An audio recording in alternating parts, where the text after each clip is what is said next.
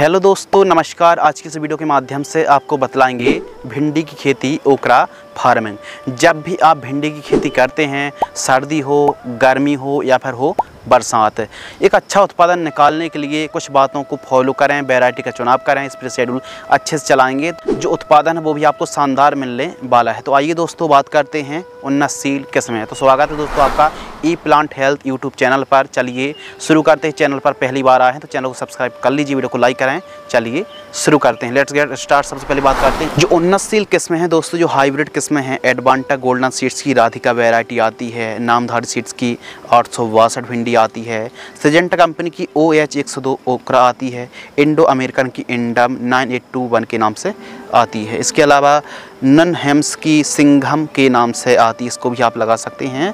और Venus plus जो Advanta golden seeds की आती है, इनको भी लगा सकते हैं। लेकिन जो राधिका वैरायटी है काफ़ी बढ़िया वैरायटी है, तो इन वैरायटी का चुनाव करना चाहिए। और 1 एकड़ में जब आप खेती कर रहे हैं तो 1.5 किलोग्राम 1.5 kg सीड्स की रिक्वायरमेंट पड़ने वाली है 1 एकड़ में।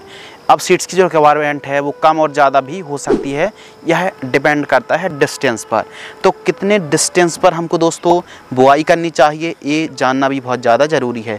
तो पौधे से पौधे की दूरी आपको रखनी चाहिए। यदि आप ड्रिप से खेती कर रहे हैं तो पौधे से पौधे की दूरी 1 फीट और आपको लाइन से लाइन की दूरी 3 फीट रखनी चाहिए। एक बेड पर 2 से 3 लाइनों पर दोस्तों आपको बुआई करनी चाहिए। लेकिन यदि आप साधारण तरीके से खेती कर रहे हैं तो पौधे से पौधे, सीड्स से सीड्स की दूरी दोस्तों आपको रखनी है 2 फीट और लाइन से लाइन की दूरी, पंक्ति से पंक्ति की दूरी 3 फीट रखनी चाहिए। बुआई के समय 2 ट्रॉली गोबर की खाद, SSP 50 किलोग्राम, DAP 25 किलो और सरसों की खली 2 क्विंटल, इन सभी को मिक्स करके बुआई के समय प्रयोग करना चाहिए। इसके अलावा दोस्तों बात करते हैं स्प्रे शेड्यूल। तो देखिए, भिंडी की फसल पर कई प्रकार की बीमारी का प्रकोप हो सकता है, जिनसे आप फोटो पर देख रहे हैं।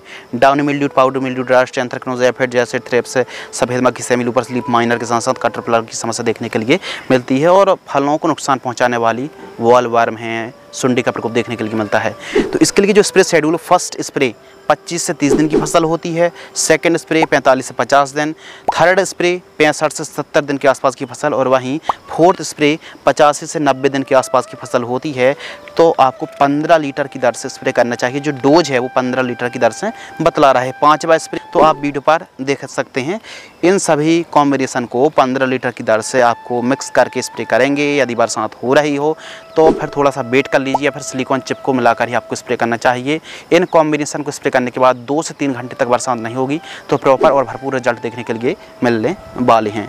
तो इसके अलावा दोस्तों हम बात करते हैं खाद का शेड्यूल। यदि आप साधारण तरीके से खेती करते हैं तो जो फर्टिगेशन शेड्यूल है, खाद का शेड्यूल है, वो फर्स्ट खाद 18 से 20 दिन, सेकंड खाद 30 से 35 दिन और थर्ड खाद 50 से 60 दिन, फोर्थ खाद 80 से 85 दिन। वहीं फिफ्थ खाद के ऊपर बात करें तो 100 से 115 दिन है। छठवीं खाद 130 से 140 दिन के आसपास की फसल होती है। तो zinc sulphate 5 kilogram, urea 35 kilo और फेरस सल्फेट 2 किलोग्राम, इन सभी को मिक्स करना। और खाद देने का तरीका ये है, जड़ों से 5 से 6 इंच दूर थोड़ा सा गड्ढा खोदना, मिट्टी को खोदना। उसके बाद इन खादों को दे करके 1 एकड़ में, जानकारी 1 एकड़ की दर से आपको कॉम्बिनेशन बतला रहे हैं, तो जड़ों के पास देकर मिट्टी को फिल करके सिंचाई करनी चाहिए। अब सिंचाई बरसात ना हो रही हो तो फिर आपको 7 से लेकर 10 दिनों के अंतराल पर सिंचाई करनी चाहिए। 7 से 10 दिनों के अंतराल पर फ्लैट एरीगेशन से, ड्रिप एरीगेशन से 2 से 3 दिनों के अंतराल पर सिंचाई करनी चाहिए।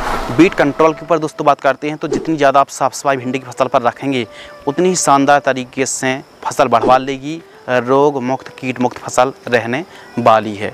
तो इसके लिए प्रॉपर साफ़ सफाई आपको रखनी चाहिए, निराई गुड़ाई करनी चाहिए। ज़्यादा साफ़ सफाई रखेंगे, रस चूसक कीटों का प्रकोप कम देखने के लिए मिलेगा। येलो मोज़ेक वायरस का भी प्रकोप और जो लीफ कर्ल वायरस है, पीलापन की समस्या आती है, पाउडर मिल्ड्यू, तो आसानी से कंट्रोल हो जाएंगे। साफ़ सफाई रखेंगे प्रॉपर, आप स्प्रे शेड्यूल चलाइए, भरपूर रिजल्ट देखने के लिए मिलेंगे। तो भिंडी की जो खेती दोस्तों, यदि लाइफ साइकिल के ऊपर बात करें तो इसकी जो लाइफ साइकिल 5 से 6 महीने चलती है। प्रथम तोड़ाई 50 से 60 दिन में तैयार हो जाती है। उत्पादन 1 एकड़ में 65 से 70 क्विंटल कम से कम पैदावार होने वाली 1 एकड़ में।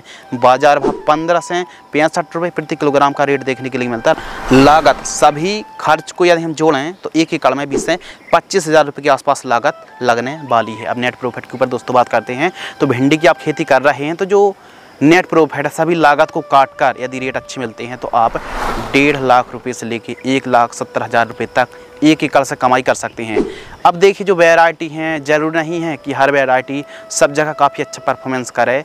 उत्पादन काफ़ी ज़्यादा डिपेंड करता है दोस्तों कि कौन सी वैरायटी लगा रहे हैं, केयर कैसी कर रहे हैं, फर्टिगेशन सिंचाई कैसी कर रहे हैं, केयर कैसी कर रहे हैं। तो काफ़ी जो फैक्टर पर उत्पादन डिपेंड करता है। यदि आप प्रॉपर केयर करेंगे, देखभाल करेंगे तो फिर आपको काफ़ी शानदार उत्पादन देखने के लिए मिलने वाला है और काफ़ी बेहतरीन तरीके से आप भिंडी की खेती करके काफ़ी अच्छा प्रॉफिट भी कमाई कर सकते हैं।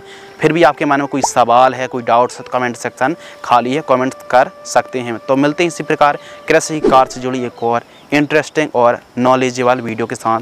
तब तक के लिए धन्यवाद, नमस्कार, जय हिंद, वंदे मातरम।